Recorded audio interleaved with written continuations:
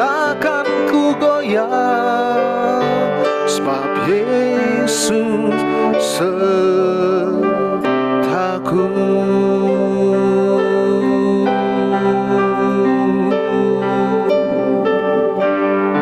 Haleluya. Amin.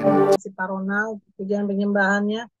Saya percaya walau 1000 rebah di sisi kiri, 10.000 di sisi kanan, itu tidak akan menimpa aku, ya, tidak akan menimpa kita ya Bapak Ibu. Baiklah, kita akan mulai untuk masuk untuk mendengarkan kebenaran firman Tuhan akan disampaikan oleh Pak Pendeta Paruntungan Girsang. Untuk itu kami persilahkan. Pak Girsang, apakah sudah di tempat? Ya. Baru nyampe di sini ya. Terima kasih. Sorry saya agak terlambat dikit masuk. Ya, mari sebelum kita mulai kita berdoa ya. Terima kasih Tuhan Yesus atas kesempatan pada malam hari ini. Kami akan mendengarkan kebenaran firman-Mu. Kami mau aminkan bahwa kami seperti tanah yang baik sesuai dengan Matius 13:23.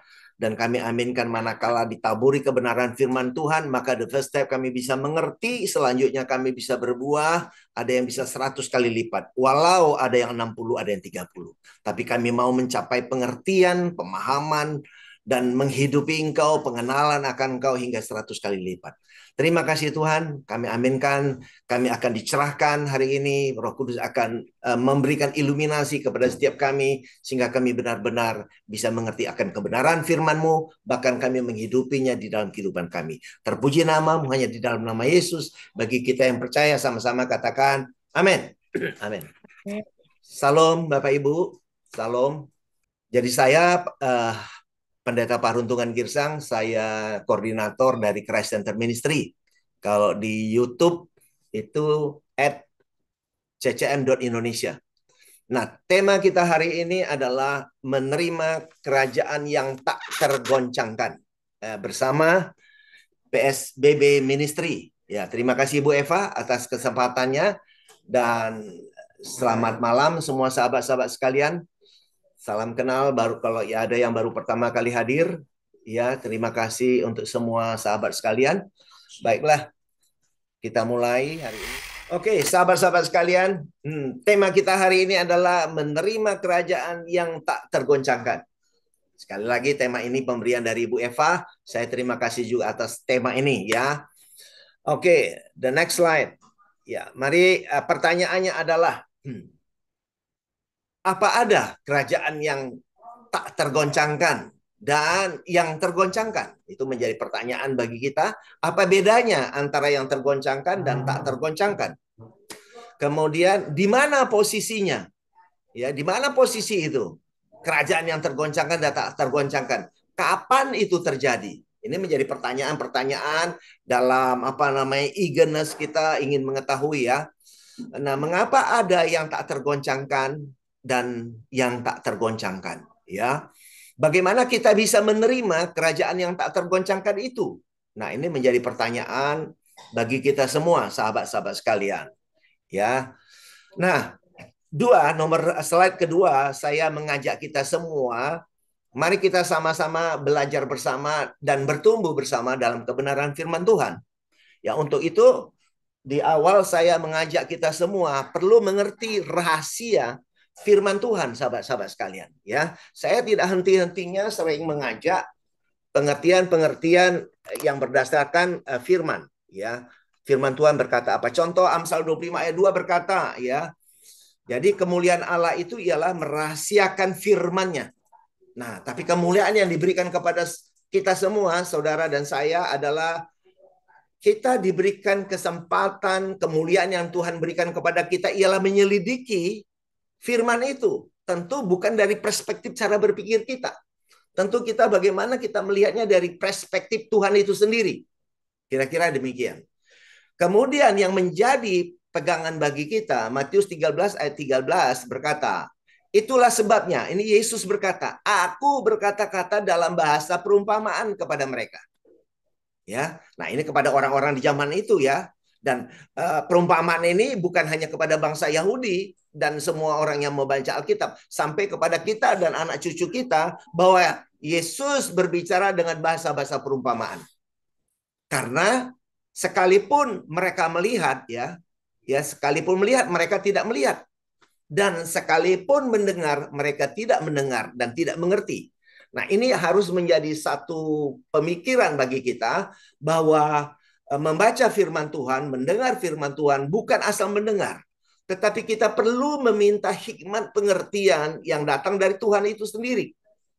Nah, kalau kita tidak diberi hikmat pengertian, kita mau baca berkali-kali, maka itu hanya pengertian yang kita dapat dari perspektif kita, bukan dari perspektif Tuhan, di mana ayat menjawab ayat, sehingga benang merahnya jelas. Saya mau tekankan kepada kita semua, sahabat-sahabat sekalian, bahwa manakala kita membaca firman Tuhan, kalau ada satu ayat dengan ayat tabrakan, nah itu berarti kita salah mengerti.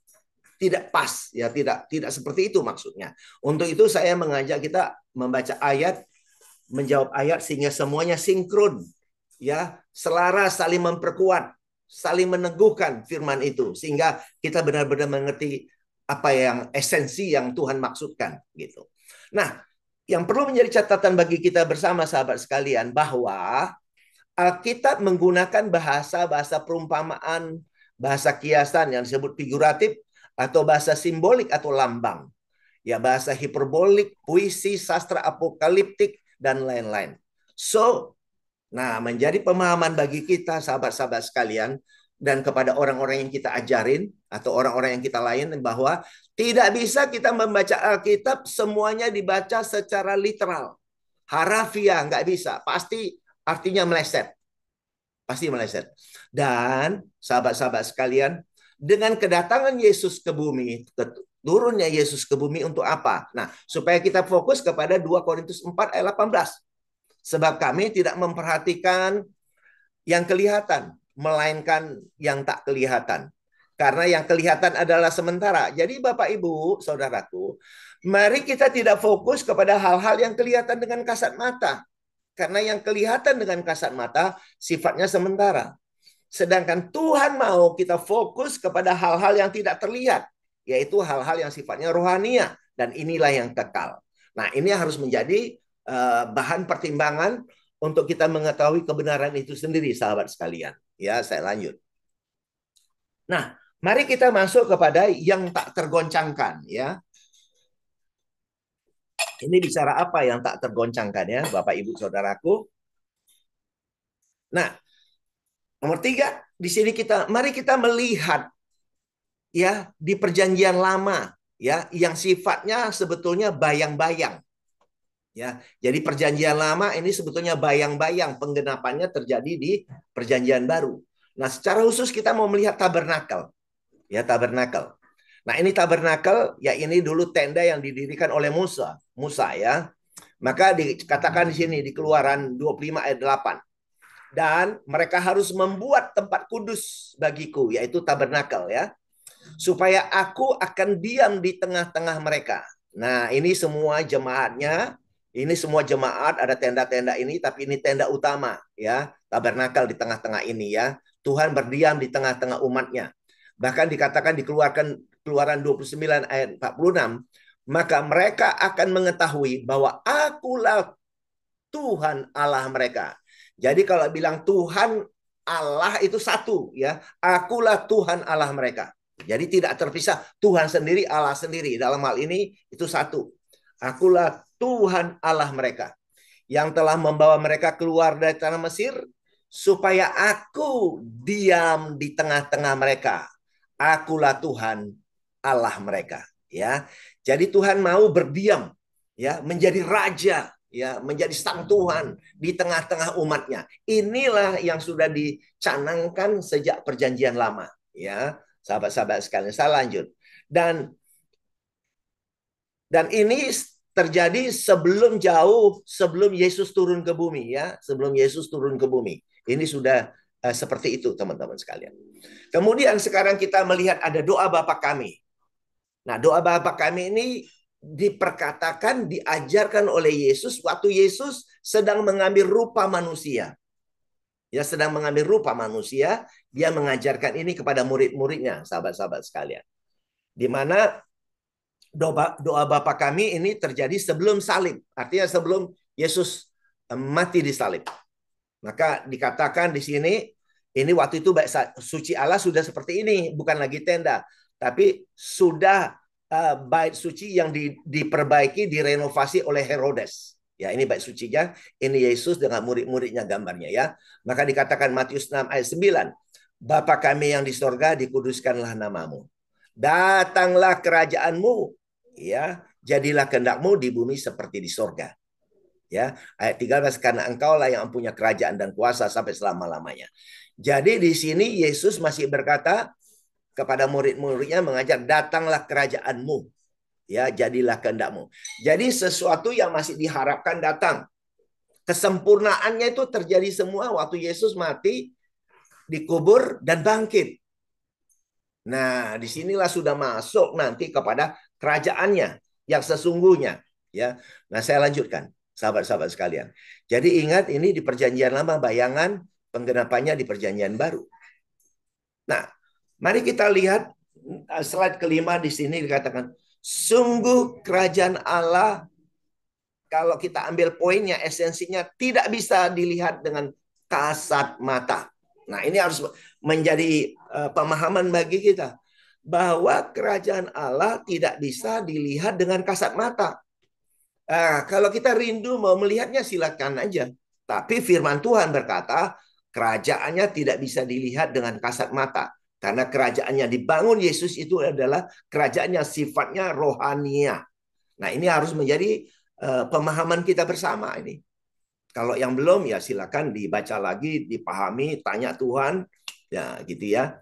Dan ingat, saya sering berkata bahwa pada salib, ya itu sudah zaman akhir. Waktu Yesus turun ke bumi, itu ada zaman akhir. Waktu Yesus mati di kayu salib, itu adalah zaman akhir. Ayat-ayatnya semua jelas. Nanti kalau dalam pertanyaan mau ditanya, silakan. Ya. Nah, pada tahun 30 Masehi, ya sama juga tadi doa Bapa kami, Yesus juga berkata, ya sebelum salib ini, tahun 30-an Masehi. Lukas 17 ayat 20, Yesus menjawab kepada orang-orang yang bertanya di zaman itu, kerajaan Allah datang tanpa tanda-tanda lahiriah. Nah, ini harus membekas di hati pikiran kita, Bapak Ibu, bahwa kerajaan Allah datang tanpa tanda-tanda lahiriah. Kalau di pikiran kita ingin melihat kerajaan Allah yang terlihat dengan kasat mata, maka ini sudah tabrakan, Bapak Ibu. Ayatnya tabrakan dengan Lukas 17 ayat 20. Bahkan secara tegas Yesus berkata, ayat 21, juga orang tidak dapat mengatakan, lihat, ia ada di sini, atau ia ada di sana, atau ia ada di awan-awan di langit, ya, atau ada di mana gitu ya. Sebab sesungguhnya kerajaan Allah ada di antara kamu. Ya. Nah, di dalam bahasa Inggrisnya within you. Bahkan di dalam kamu, di dalam kita, orang percaya, orang manusia lahir baru. Nah, ini harus menjadi perhatian kita bersama, sahabat-sahabat sekalian. Beruntunglah kita hidup di zaman sekarang ini. Ya, membacanya kita harus lebih jelas dan lebih mengerti. Nah, perhatikan ayat 22 Bapak Ibu. Ini harus menjadi concern kita bersama. Nah, Lukas 17 ayat 22. Dan ia berkata kepada murid-muridnya, akan datang waktunya kamu ingin melihat satu dari hari anak-anak manusia. Nah, banyak orang ingin melihat satu dari hari anak manusia. Dan ditegaskan oleh Yesus sendiri. Dan kamu tidak akan melihatnya. Perhatikan baik-baik.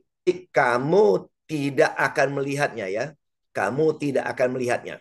Walau banyak orang ingin melihat, Bapak Ibu. Yesus dengan tegas berkata, kamu tidak bisa melihatnya. Tidak akan melihatnya. Nah, sekarang kita mau percaya pandangan kita atau Yesus katakan? Teman-teman sekalian. Bahkan di ayat 23 dikatakan, dan orang akan berkata kepadamu, lihat, ia ada di sana, lihat, ia ada di sini. Maka dengan tegas Yesus berkata, jangan kamu pergi ke situ, jangan kamu ikut. Nah, itu saudaraku dengan tegas ya. Mari kita lanjutkan sahabat-sahabat yang terkasih ya. Sebelum kita berbicara kepada yang tidak tergoncangkan, sekarang kita melihat Di Alkitab berkata langit dan bumi digoncangkan. Ya, langit dan bumi digoncangkan. Mari kita lihat ayat-ayat. Nah, sebelum kita masuk lebih jauh, saya hanya mau mengajak kita untuk memperhatikan gambar ini. Sekilas kita belajar memaknai kata langit dan bumi. Bapak Ibu, di dalam persepsi pemikiran kita, kalau katakan langit dan bumi, maka pikiran kita itu melihat langit yang biru di atas sana. Dan bumi kita melihat bumi yang kita pijak. Padahal dalam perspektif Tuhan menceritakan dalam Alkitab, makanya kita harus mengerti ini sedang berbicara apa. Sedang berbicara hal yang nanti itu berbicara langit yang betul-betul the sky, atau ini berbicara ini yang dikatakan langit itu adalah heaven, yaitu ruang maha suci, teman-teman sekalian. Jadi ruang maha suci di dalam bait suci Allah itu disebut langit, heaven. Nah, ruang suci di tempat umatnya berkumpul itu disebut earth atau bumi, teman-teman sekalian. Ya, disebut bumi, teman-teman. Ya. Nah, kemudian sahabat-sahabat sekalian, ini adalah kolam pembasuhan. Orang kalau mau masuk ke dalam bait suci harus membersihkan diri, cuci tangan, kaki dan sebagainya. Kalau tidak mereka mati secara fisik, ya. Dan ini yang diikuti oleh orang Muslim sekarang, masih bersih-bersih diri kalau sebelum sholat, ya. Ini mengikuti budaya Yahudi, ya. Jadi sekali lagi saya ajak teman-teman sekalian memahami kalau berbicara langit adalah berbicara bait suci, ruang maha suci. Kalau bicara bumi ini adalah ruang suci dan tempat para jemaat Tuhan, umat Tuhan ada di sekitar ini, ya. Nah, ini saya ambil dari The Kingdom Bible, ya. Itu halaman 2046, ya. Jadi bukan saya ngarang-ngarang, sahabat-sahabat sekalian, ya. Itu ada dasarnya.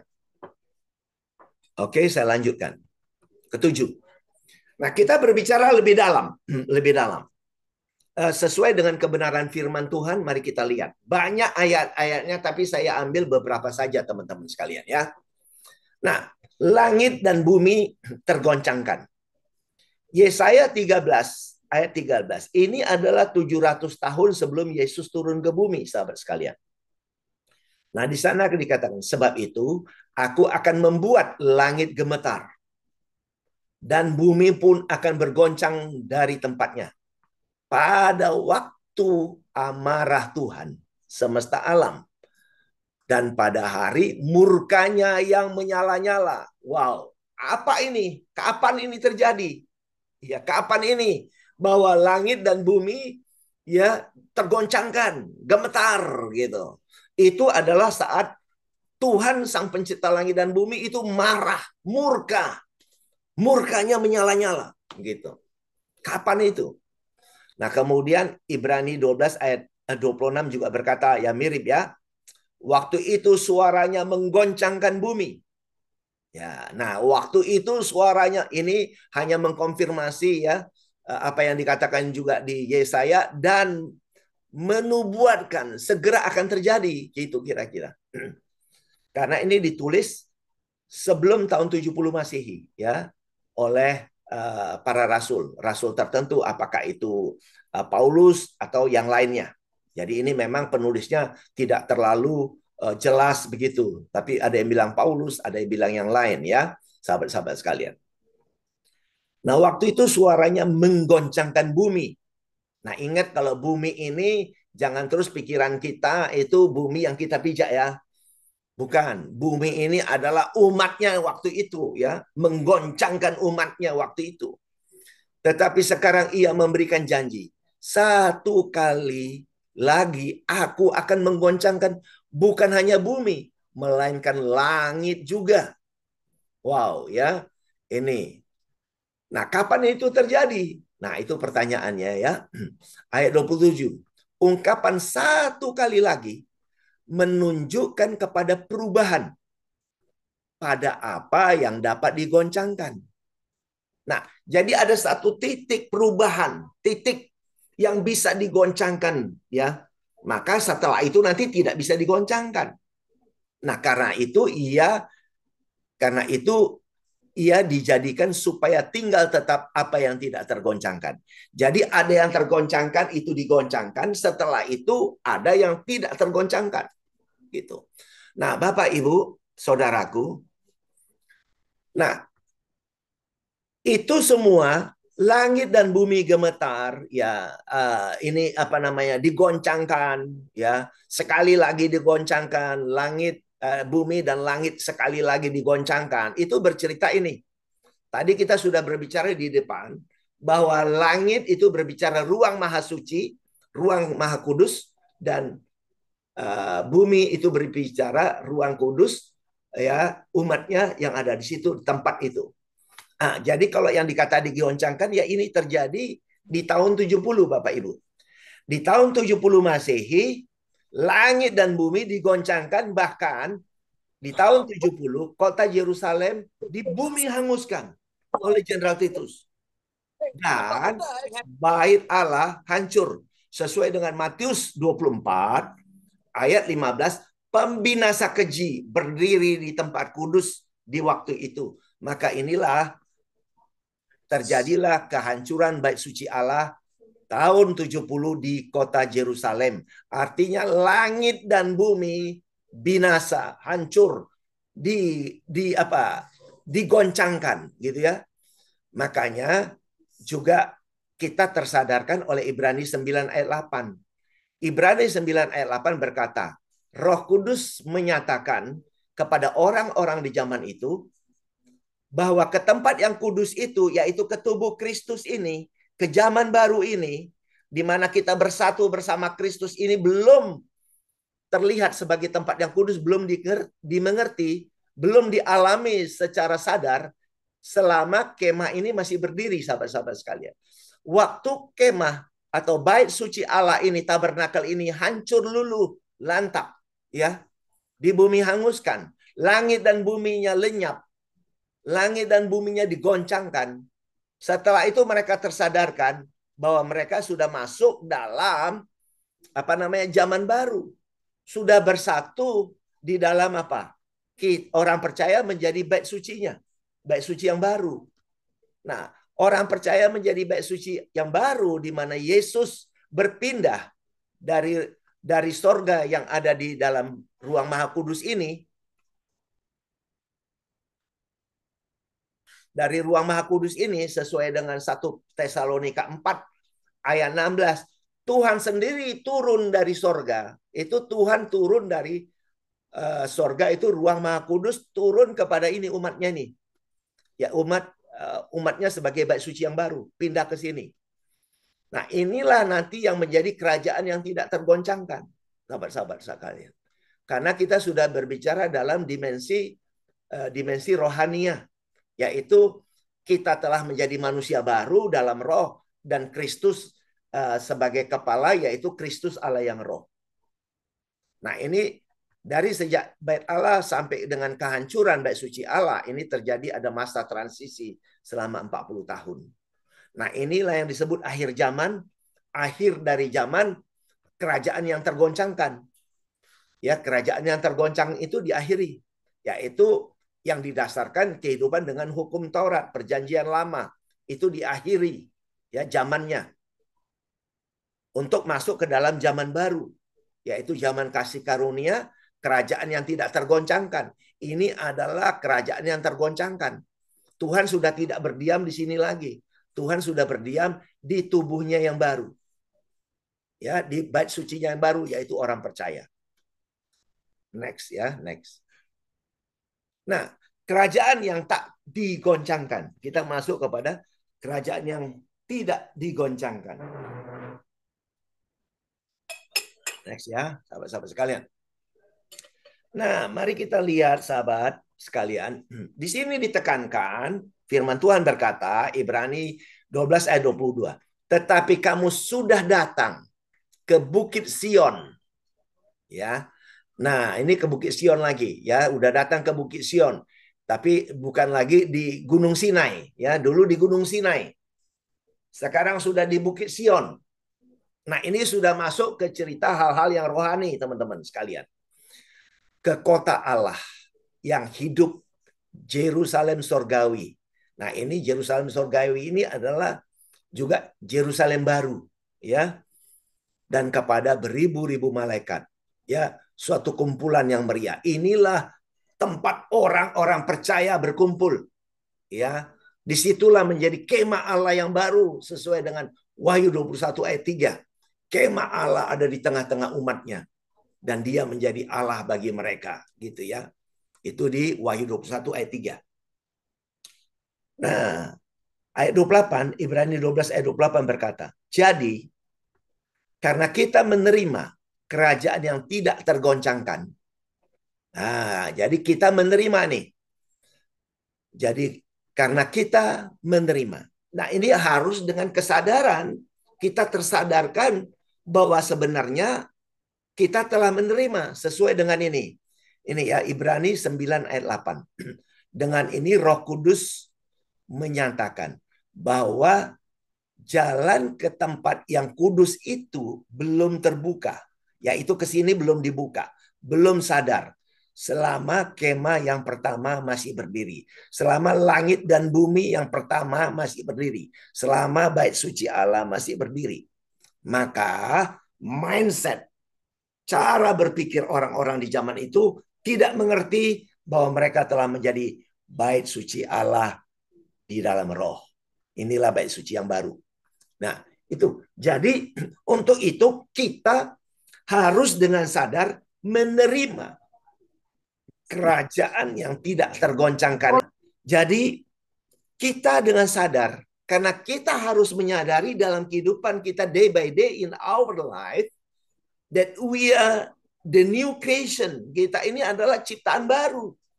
Nah, saya banyak melihat orang tidak sadar bahwa kita ini ciptaan baru. Ingat, Bapak, Ibu, Saudaraku, ciptaan baru bukan hanya didasarkan kita sudah dibaptis di gereja. Bukan. Itu ritual agamawi yang kita pakai. Tapi di dalam kehidupan kita, kesadaran kita, understanding kita, kita mengalami bahwa kita sebenarnya telah dibaptis dalam kematian Kristus, telah dikubur bersama Kristus, telah bangkit di dalam Dia. Nah, inilah baptisan yang sesungguhnya, teman-teman sekalian. Itulah kita menjadi manusia yang diciptakan baru, diciptakan kembali, segambar dan serupa dengan Kristus. Gitu ya. Nah, untuk itu saudara, kita menerima kerajaan yang tidak tergoncangkan. Marilah kita mengucap syukur dan beribadah kepada Allah menurut cara yang berkenan kepadanya. Tentunya dengan cara apa? Mengucap syukur karena ini bukan upaya kita, semuanya adalah pemberian Tuhan. Mengucap syukurlah kita. Karena bukan kita yang melakukannya, tapi Kristus Yesus yang melakukannya untuk saudara dan saya. Nah, cara ibadah yang bagaimana, Bapak Ibu? Tentu cara ibadah yang disampaikan oleh Yesus kepada kita bukan dengan ritual-ritual agamawi. Itu sudah berlalu. Kita telah menyembah Allah. Cara menyembah Allah yang bagaimana yang dikehendaki Tuhan, yaitu menyembah Dia dalam roh dan kebenaran. Nah, inilah yang Tuhan mau di dalam kerajaan yang tak tergoncangkan itu, kita menyembah Dia dalam roh dan kebenaran. Bagaimana ini menyembah Allah dalam roh dan kebenaran? Nah, puluhan tahun dulu saya jadi jemaat, saya berharap ada pendeta khotbahkan itu, tapi saya mohon maaf nggak pernah dapat. Tapi dalam perenungan saya coba bertanya untuk mendapatkan hikmat pengertian dari Tuhan. Akhirnya saya mendapatkan bahwa menyembah Allah dalam roh dan kebenaran, kita beribadah dengan Dia, menyembah Dia dalam roh dan kebenaran adalah kesadaran penuh kita di dalam setiap tarikan nafas kita dalam kehidupan ini, kita menyatu dengan Kristus, tak terpisahkan unity kita dengan Kristus. di mana setiap tarikan nafas kita, di dalam segala perkataan kita, perbuatan kita itu adalah kebenaran. Karena dia hidup di dalam kita. Karena hidup kita bukan kita lagi, Kristus yang hidup di dalam kita. Jadi kita menyatu dengan dia. Penuh ucapan syukur. Jadi kesadaran yang tidak terpisah dengan Kristus itulah kita senantiasa menyembah dia dalam roh dan kebenaran. Demikian sehingga kita tersadarkan bahwa kita sudah memiliki hidup di zaman baru di mana kita adalah tubuh Kristus, bait suci Allah dalam roh, dan Kristus sebagai kepala, Kristus sebagai raja, dan kita dengan Kristus dengan kita tidak terpisahkan. Kita memiliki relasi ginosko. Ginosko adalah satu terminologi dari bahasa Yunani yang menyatakan bahwa keintiman kita dengan Kristus itu melebihi hubungan suami istri. Hubungan seksual suami istri, kita ini lebih dari itu lagi Tuhan mau. Melebihi hubungan suami istri. Itulah kerinduan Kristus menyatu dengan kita. Dan inilah yang dikatakannya tubuh Kristus. Inilah kerinduan Yesus. Gak ada ayatnya di sini. Dia pernah bilang, burung punya sarangnya, serigala punya liangnya gitu ya. Tapi anak manusia tidak punya tempat untuk meletakkan kepalanya. Jadi kerinduan Yesus Kristus adalah meletakkan kepalanya pada tubuhnya, tubuh Kristus, yaitu orang percaya sebagai bait suci yang baru. Itu loh. Jadi kita udah menyatu dengan dia, Bapak Ibu. Inilah kita menyembah dia. Jadi kita mengucap syukur dan beribadah kepada Allah menurut apa? Menyembah dia dalam roh dan kebenaran. Menyatu unity dengan dia. Kira-kira begitu Bapak Ibu. Nah kesimpulan ya Bapak Ibu dan ajakan saya pada kesempatan malam ini. Jadi langit dan bumi, yaitu tadi ruang maha suci dan itu ruang suci, tempatnya jemaat umatnya, itu langit dan bumi yaitu tabernakel, bait suci Allah, tergoncangkan, itu telah terjadi. Sudah tergoncangkan dan itu telah terjadi. Bukan nanti, enggak, sudah terjadi. Nah, hal ini ditandai dengan runtuhnya bait suci Allah di kota Yerusalem. Dan itu sudah terjadi di tahun 70 Masehi. Jadi kalau kita ke Yerusalem sudah nggak ada bait suci Allah yang ditunjuk oleh Yesus. Rombaklah bait suci itu. Pada hari ketiga aku bangkitkan bait suci yang baru. Nah, itu sudah nggak ada karena sudah runtuh tahun 70 Masehi. Ya. Nah, waktu bait suci ini hancur, sesuai tadi Yesaya 13 ayat 3, itulah murka Allah yang menyala-nyala. Itulah hari Tuhan. Hari penghakiman kepada bangsa Yahudi di zaman itu. Sampai bait Allahnya dihancurkan karena Tuhan tidak mau lagi orang-orang terikat dengan ritual-ritual hukum Taurat. Tiap tahun mereka potong domba, potong sapi, domba untuk ngambil darahnya. Setiap tahun satu kali dibawa ke ruang Maha Kudus. Tuhan udah nggak mau itu. Tuhan jijik dengan hal itu. Maka itu dia Tuhan murkanya menyala-nyala. Di bumi hanguskanlah kota Yerusalem dan dihancurkanlah bait suci Allah. Dan itu artinya langit dan buminya sudah tergoncangkan, bahkan sudah hancur.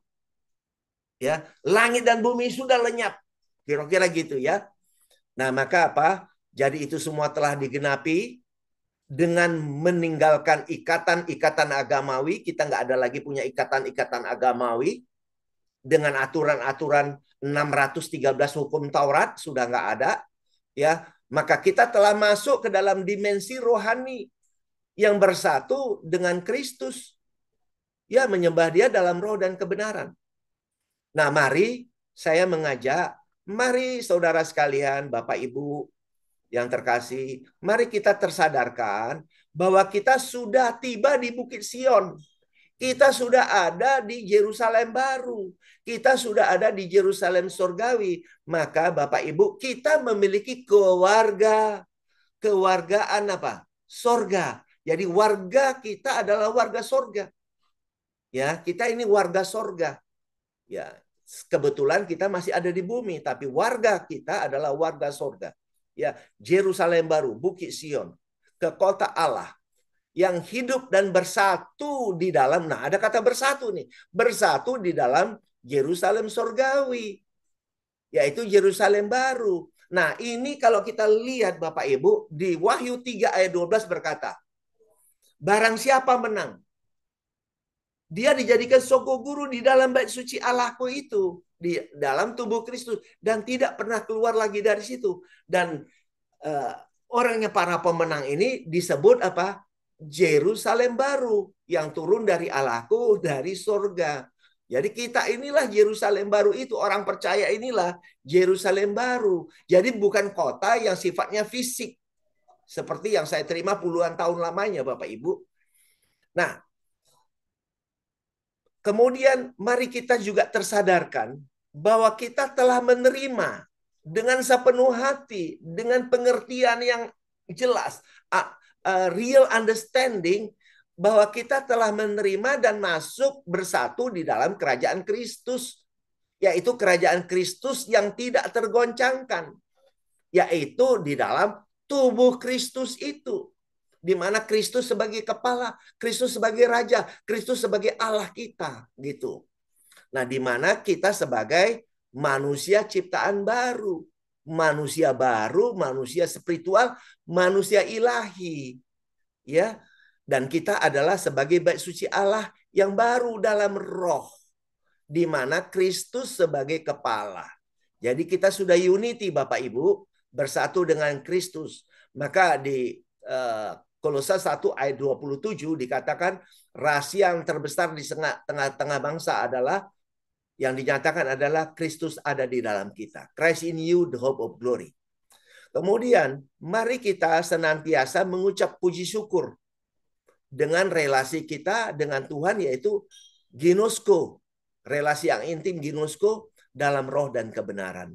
Di mana Tuhanlah yang terekspresikan di dalam kehidupan saudara dan saya, kita sebagai tubuhnya. Karena Filipi 2 ayat 13 berkata, Allah lah, Tuhanlah yang melakukannya baik kemauan maupun perbuatan sesuai kerelaannya melalui saudara dan saya, kita sebagai tubuhnya. So kemana kita pergi dan kita berdiri, baik melalui perkataan kita, perbuatan kita, kebiasaan kita, karakter kita, integritas kita, itu sejalan dengan Kristus, sejalan dengan Sang Firman yang hidup.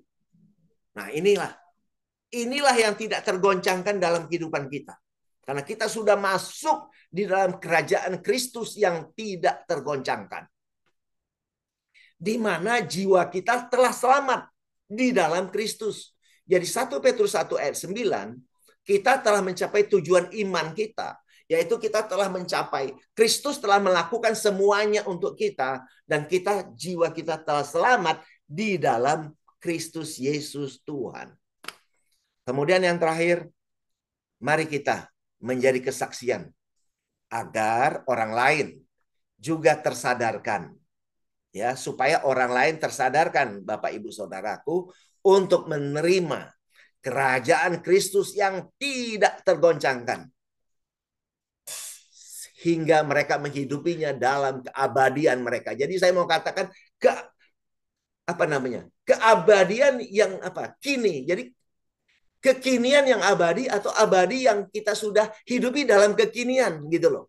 Keabadian bersama Kristus, tetapi kita telah menghidupi keabadian itu dalam kekinian kita, itu loh. Ini luar biasa sekali. Demikian sahabat yang saya sampaikan pada hari ini. Terima kasih. Christ in you, the hope of glory. Mari kita menjadi inspirasi, menjadi teladan, menjadi berkat bagi banyak orang di luar sana. Dan mari supaya setiap orang bisa memahami, menangkap dan menerima kerajaan yang tidak tergoncangkan itu, yaitu bersatu dengan Kristus, di mana Kristus yang hidup di dalam setiap kita sebagai tubuhnya. Untuk itu mari kita mengajak setiap orang tersadarkan bahwa kita sama-sama telah menjadi satu manusia baru di dalam Kristus, dan kita telah hidup di dalam kerajaan Kristus yang tidak tergoncangkan. Haleluya. Amin. Terima kasih Ibu. Terima kasih, terima kasih. Amin. Wow, luar biasa. Hari ini kita sudah diberkati ya bagaimana menerima kerajaan Allah yang tidak tergoncangkan. Walaupun Pak Gesang masih tadi di jalan dan baru pulang ya, tetap melayani Tuhan luar biasa. Terima kasih Pak buat pelayanannya di PSBB Ministry. Kita semua di sini mungkin yang kemarin-kemarin dengar, wah ini mau gempa megatrust. Maka ini adalah bagian dari goncangan-goncangan ataupun tadi kita sudah mendengar bahwa nggak usah takut karena kita sudah menerima kerajaan Allah yang tidak tergoncangkan. Karena sebenarnya adalah kerajaan Allah itu ada di sini ya, bukan di nanti. Oke, terima kasih Pak. Untuk hari ini kita mungkin ada tanya jawab satu atau dua pertanyaan. Siap, Bisa, siap, Pak? siap. Ya, karena ini I'm so topiknya sangat happy to menarik. hear that. Baik. Terima kasih kalau ada yang mau bertanya. Kita sama-sama Ya, belajar lah, sama-sama bertumbuh dalam kebenaran. kan bagi yang mau bertanya, ya shalom ke Bilar ya, silahkan. Ya, Pertanyaan. terima kasih Pak Peruntungan Girsang. Siapa? Itu dalam Kecil kehidupan suaranya. sehari-hari, Oke. apa yang mau kita lakukan secara terinci lengkap sebelum kita dipanggil Tuhan di dalam kerajaan Allah yang disebutkan ini? Oh, itu Pak. Ya, Oke. secara rinci dan lengkap, banyak, jangan cuma satu atau dua. Ya. Jadi gini Pak, di dalam kehidupan kita yang pasti kita perlu tersadarkan Pak. Jadi gini, kita tersadarkan bukan karena kita punya agama Kristen atau agama apa, tapi kita firman yang kita pelajari ini menyadarkan kita bahwa sebenarnya Tuhan Yesus Kristus ya, Sang Allah itu, Sang Firman yang hidup telah turun ke bumi, ya, dia rela turun ke bumi menebus umatnya dari dosa. Kemudian pada saat itu dia menciptakan kembali kita semua umat manusia, menciptakan kita menjadi manusia baru di dalam dia, gitu. Nah, kesadaran ini penting di dalam kehidupan kita sehari-hari, Pak, bahwa kita ini, oh ya, aku ini the new creation. Kesadaran kita ini manusia baru, bukan manusia lama yang hidup di perjanjian lama. Kita sudah hidup di dalam Tadi udah kasih semua, karunia. maksud saya yang mau dilakukan sehari-hari sampai seterusnya sampai kita meninggal. Ya, Secara ini lengkap kesadaran seperti ini apa? dulu, Pak. Kesadaran Sudah. ini dulu. Pertama kesadaran ini dulu, Pak. Karena banyak orang tidak sadar bahwa mereka ciptaan baru, Pak. Nah, kesadaran ini menyatulah kita dengan dia. Kemudian, Pak, jadi gini, Pak. Kita Ya. ini perlu mengerti di dalam kehidupan kita potensi yang Tuhan taruh, Pak. Jadi kita ini nggak cari muka sama Tuhan, Pak. Tuhan sudah sayang kita, dia sudah menebus kita, bahkan dia hidup di dalam kita, kita hidup di dalam dia. Nah, pengertian understanding ini ada, dan bukan kita yang hebat, Pak, tapi Tuhan itu yang hebat yang ada di dalam kita. Sehingga pikiran kita, inspirasi yang datang itu dari dia, Pak. So, kita ini perlu mengerti potensi yang Tuhan taruh di dalam setiap kita. Untuk kita bersama dia, di dalam dia, memberikan karya terbaik, Pak. Baik kepada istri kita, kepada suami kita, anak kita, di kantor, dimanapun kita bekerja, kemanapun kita pergi, apapun tugas dan fungsi kita memberikan yang terbaik dalam hidup. Karena relasi kita bersama Tuhan itu dalam roh dan kebenaran. Nah, kalau kita mau bantu orang sana, bantu sini, itu silakan, bagus Pak semua. Tetapi di setiap hari kita memiliki relasi intim dalam roh dan kebenaran bersama dia. Kemudian Tuhanlah yang terekspresikan lewat kita. Nah, inilah kita hidupi, sehingga kita nggak mungkin menjadi penjahat, Pak. Kita nggak mungkin menjadi koruptor. Kita nggak mungkin jadi yang aneh-aneh. Ini pengalaman yang dihidupi, yang saya tahu orang-orang yang sudah menyatu memiliki pemahaman ini, Pak. Dan itu pun yang saya hidupi. Demikian kira-kira, Pak. Belum, kalau itu kan tadi sudah dikotbahkan itu. Cuman pelaksanaannya day by day itu dikerjakan itu apa gitu sampai meninggal. Ya, itu tadi Pak. Day by day kita mengucap syukur, menghidupi Tuhan, hidup dalam kita, dalam bidang petugas. Kan tadi saya bilang, potensi apa yang Bapak miliki? Nah, itu perlu digali, dikembangkan bersama Tuhan di dalam dia. Do the best in our life, Pak. Di dalam tugas dan fungsi kita di kantor, bisnis kita, mau sebagai ahli politik, ahli ekonomi, kerjakan yang terbaik, Pak. Beri yang terbaik. Tidak terkontaminasi oleh dunia ini, Pak. Jadi kita tidak ikut korupsi, tidak ikut masuk dalam yang kejahatan. Nggak mungkin, Pak. Kenapa? Karena Kristus hidup di dalam kita. Kehidupan ini yang kita hidupi sehingga setiap kata yang keluar dari mulut kita, Pak, perbuatan kita, kebiasaan kita, karakter kita, integritas kita itu benar-benar fullness sejalan kebenaran, Pak. Nggak mungkin kita aneh-aneh pikiran kita, Pak. Dan ini sudah saya buktikan dalam kehidupan saya, Pak. Dan saya sangat ingin semua rekan-rekan di dalam kehidupan ini juga mempraktekkan semua, Pak. Kehidupan yang menyatu dengan Tuhan. Jadi ini kesadaran dulu, Pak. Understanding. Realize bahwa kita tidak sendiri, Pak. Bahwa kita tidak hidup sendiri. Jadi yang hidup bukan kita lagi, Pak. Tapi Kristus itu yang hidup di dalam kita. So inilah yang kita hidupi di dalam kehidupan kita dengan kesadaran penuh, Pak.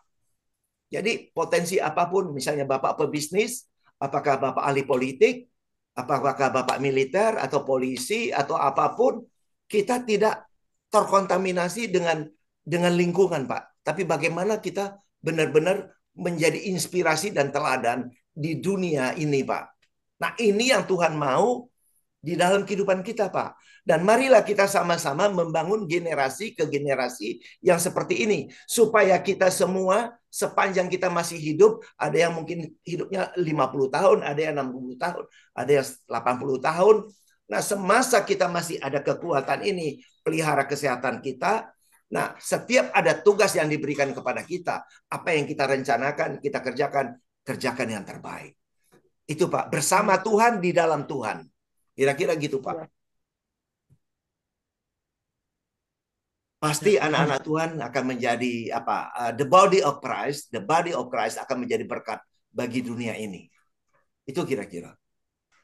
Nah, ini yang menjadi kerinduan saya juga, Pak. Kesadaran ini ada pada semua orang-orang yang percaya kepada Tuhan. Mari kita sama mengingatkan, sama-sama memperkuat, bersinergi untuk menjadi the body of Christ, di mana betul-betul itu menjadi berkat, menjadi inspirasi teladan kemana kita pergi dan di mana kita berdiri. Itu, Pak, kira-kira. Itu semua aspek kehidupan kita sudah ada di situ, Pak. Apakah sudah menjawab kira-kira ya? Makasih. Ya, sama-sama, Bapak. Ya, memang kalau saya lihat, kalau Pak Pendeta Peruntungan Gisang ini konsepnya adalah yang dulu sudah terjadi. Jadi kita ini tinggal lanjut. Jadi artinya dalam hal ini tidak ada pengangkatan ya, Pak ya? Nggak ada. Kita sudah diangkat masuk dalam kemuliaannya dan bersatu dengan Dia. Di dalam dimensi roh, yaitu kita adalah manusia ilahi, hidup di dalam Kristus Allah yang roh, gitu. Karena Kristus itu adalah Tuhan yang maha hadir. Jadi kita tidak bisa membatasi Tuhan, oh Tuhan masih ada di satu tempat ini. Enggak.